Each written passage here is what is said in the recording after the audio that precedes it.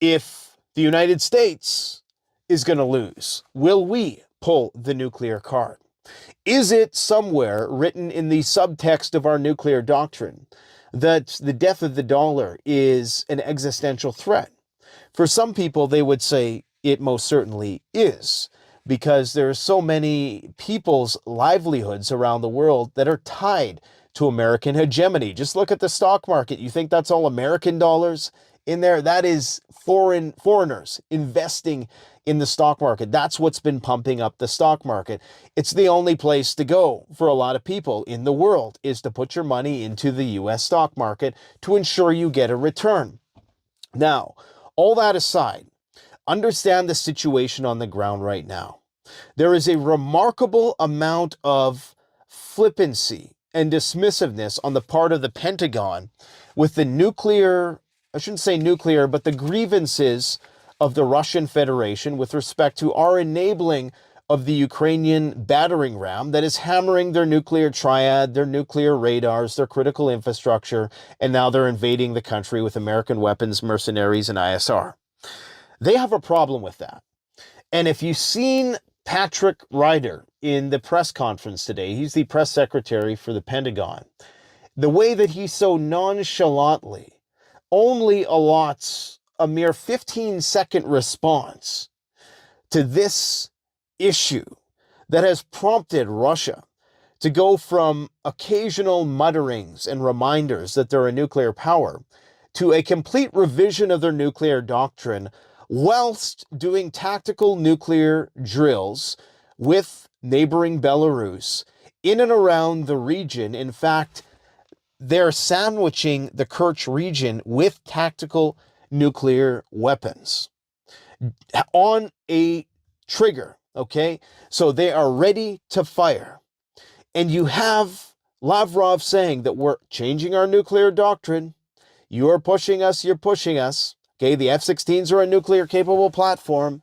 You keep pushing us, you keep crossing red lines, you keep trying to attack the Kerch Bridge, you're trying to attack the Kursk nuclear power plant.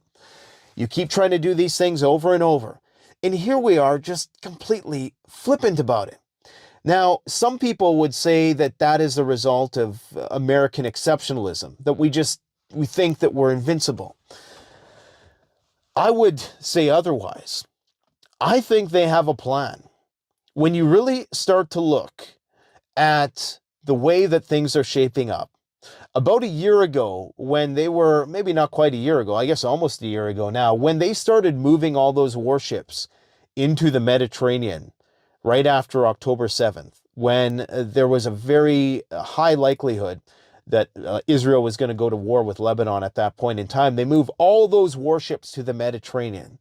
And I said in a video that I thought, that is remarkably close to the Bosphorus Strait and where you enter into the Black Sea, which of course would bring many of those warships and those big boomer nuclear submarines that are lurking around everywhere.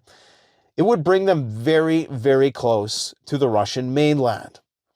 Now you have very well-respected pundits in the space starting to resurrect that idea. And they reminded me that recently, if you recall, Russian nuclear radars in the southern part of the country, the ones that would oversee Iranian operations and be able to assist in that direction, the Russians claim that they're still operational. Some people say they've been compromised. Again, it's all tactical minutia. Let's not argue it to death.